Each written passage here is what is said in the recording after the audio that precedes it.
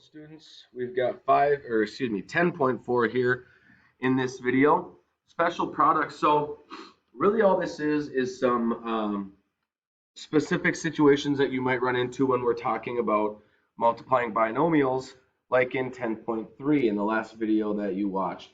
So these are situations where you'll see something like a plus b squared.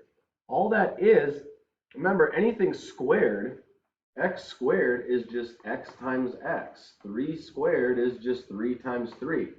So if you've got some grouping squared, it's that same grouping times itself. And then there are these patterns that you might run into that you might notice are kind of a shortcut, but I'm not going to focus on those today. If you pick up on those patterns, or if you can tell those patterns from these notes, that's great. But I'm just going to focus on how can we solve that with the double distribution steps that we've talked about in 10.3, so that you're doing something very familiar. You've got a situation where you're squaring a sum, so that's a plus b squared, a minus b squared. There's a different kind of shortcut here if you want to focus on the shortcuts. And then where there's two binomials that have the same a and b, but it's a plus and a minus, and there's another shortcut for that. But we're going to focus on actually looking at how these things play out. So again, when you have something squared, it's just that term times itself. So I have x plus 6 times x plus 6. Remember, from 10.3, you can do that box method, or you can do the FOIL method. Okay, the FOIL method really is just double distribution. Okay, it's just a double distributive step. So I'm going to take this x and multiply it by both terms in that other binomial. So x times x will give me x squared. X times 6 will give me plus 6x. Then once I'm done distributing that first term into everything on the second set, I'm going to take this second term and distribute it to everything in that second expression. So 6 times x is going to be another 6x. And then 6 times 6 will be 36. And here's that pattern that you might pick up on, is you're going to end up with two terms in the middle that are the exact same thing. And when we combine our like terms here, we've got x squared plus 12x, because 6x plus another 6x, that's 12x. And then that plus 36 at the end. And that is it. Okay, now you might see this with some different variables involved as well. Might scare you? It shouldn't. It doesn't change anything. We have 3g plus 10h. It's being squared, so it's times another 3g plus 10h. So when I go through that double distributive step, I'm multiplying that 3g by both pieces in that other expression. So 3g times 3g. 3 times 3 is 9. G times g will have 9g squared. And then 3g times 10h. 3 times g is, or 3 times 10, excuse me, is going to be 30. When you're multiplying two variables that are different variables like g and h, you just include both of them in that term. It's just going to be 30gh. You're not going to end up with a nice x squared like we did on the left-hand side. Okay? If it's two different variables, then those two different variables are just involved in that expression at the end. So then I get done distributing my first term. Now I'm going to distribute my second term. 10h times 3g, again, that's going to be 30gh. One thing I would recommend is, in the first one we had 3g times 10h, and we got 30gh. Second one, we had 10h times 3g. What we might see some people say is that 10 times 3, we've got 30, and then since the h comes first here, I might see you guys say 30hg. That's fine, but where that's going to be a mistake is then people might not recognize that those are the same type of term. They both have one g, they both have one h.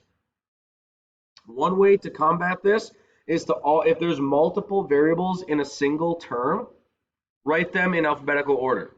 So like we put 30gh in this one, you can say 30gh in the second one. Okay, so if you always keep them in alphabetical order, you won't run into that issue where you're not able to identify where there are some like terms to combine. Okay, and then 10h times another 10h, you're gonna have 100h squared. And then we get down to where we're combining like terms. That 30gh and another 30gh are going to combine. So I'm going to end up with 9g squared plus now 60gh and then 100h squared at the end.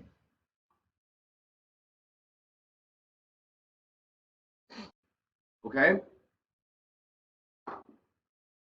So when you're doing the difference here, and I'm probably just going to do a couple of these remaining examples. I probably won't do all of them since it's very similar to 10.3. Just make sure that you are rewriting these, okay? And then you're just distributing.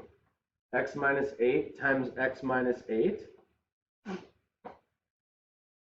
So that first step, I distribute that x to both terms in the second expression. X times x is x squared. X times a negative 8, be careful, it's going to be negative 8x.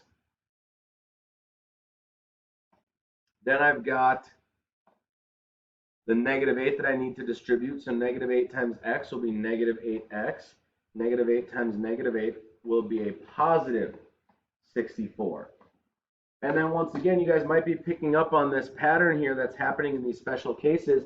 Those like terms that you're going to combine are always going to be the same like term. They're exactly the same. I have negative 8x and negative 8x. So I've got an x squared, negative 16x, and then positive 64. So I end up with that x squared minus 16x plus 64. The last different type of problem that you'll see here is where you have two very similar expressions, except one of them is adding, one of them is subtracting. So something different is going to happen here. Z plus 5 and z minus 5. So when I go ahead and I distribute in this situation, okay, I distribute that first term to both terms in the second expression. Z times z is z squared. Z times a negative 5, be careful with that negative 5. I end up with negative 5z. And then here's what's going to happen. You're actually going to notice those two middle terms that are typically the exact same, like negative 8x, 6x and 6x, 30gh and 30gh. When you've got one adding and one subtracting for your binomials, you're going to end up with a positive and a negative of that same term. So I've got 5 times z, which is positive 5z, and then 5 times a negative 5, which is going to be negative 25. What you're going to end up noticing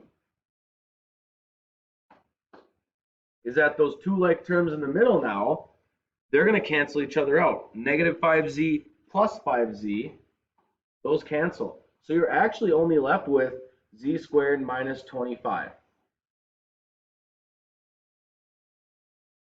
Okay? So that's going to be the end of the video. A nice short one. I will finish those two extra examples for the notes. So if you want to see this example, zd minus 2f squared and 3y cubed plus 4 times 3y cubed minus 4, they will be on the filled in notes. But as far as the video goes, we'll wrap it up here, keep it a little shorter for you, and then that is 10.4.